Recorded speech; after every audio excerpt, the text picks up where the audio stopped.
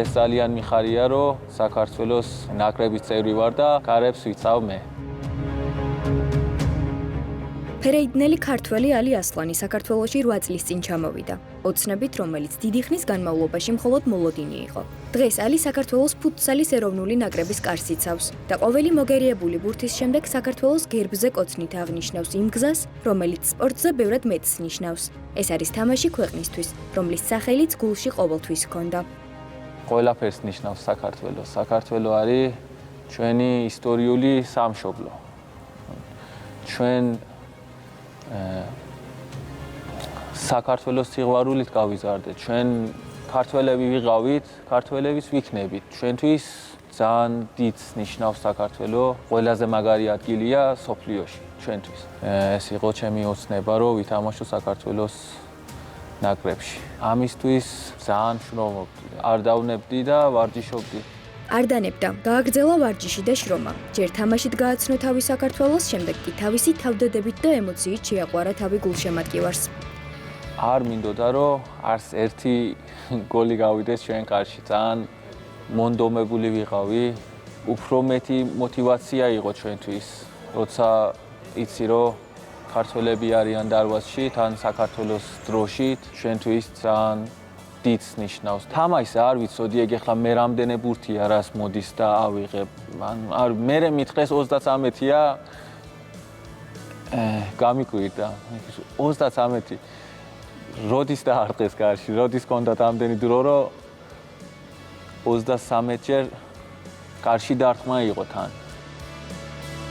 ერთ თამაშში მოგერიებული 33 ბურთი, მეორეში კი 23.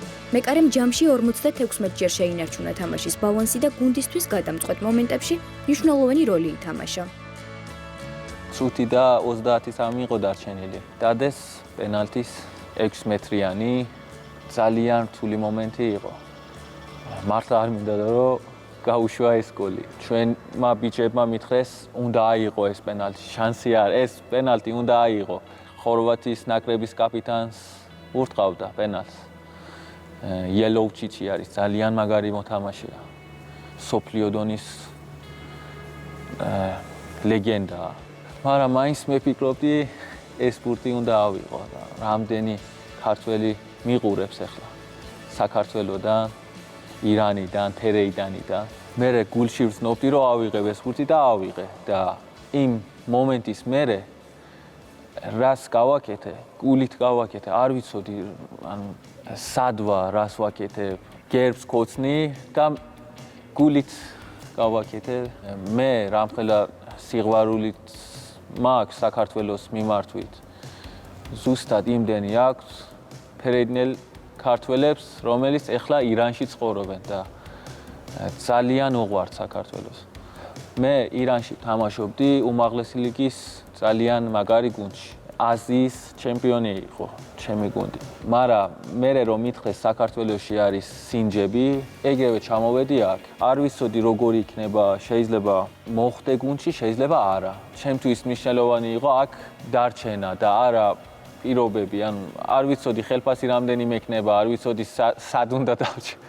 ჩამოვედი, მინდოდა რომ დავრჩე აქ საქართველოში. ძალიან მიყვარს საქართველო. მეკარის თავდადება საბოლოოდ მატჩის საუკეთესო მოთამაშის სტატუსითაც დაფასდა. არ მინდოდა გოლი რო გავუშვა. არ ვიცოდი პრიზი თუ იქნება. მე საქართველოსთვის ვითამაშე. მე პრიზისთვის კი არ ვითამაშე. მე მითხრეს არსებობს ესეთი პრიზი. თამაშის მე ვნახე ჩემი სურათი არის და მატჩის MVP აწერია. საუკეთესო მოთამაშე. მე მითხრეს სურათები უნდა გადავიღოთო. შოკში ვიყავი, ანუ არ ვიცოდი რა მოხდა. ეს მომენტი აღარ დამავიწყდება, ეს სულ ჩემ თვალის წინ არის. ფერეიდნელი ბიჭის გულში ჩატეული საქართველოს სიყვარული და მომენტი, რომელიც ამბობს, რომ აღარასდროს დაავიწყდება. და ეს ალბათ მხოლოდ დასაწყისია, რადგან მის კარიერაში ასეთი მომენტები კიდევ ბევრჯერ იქნება.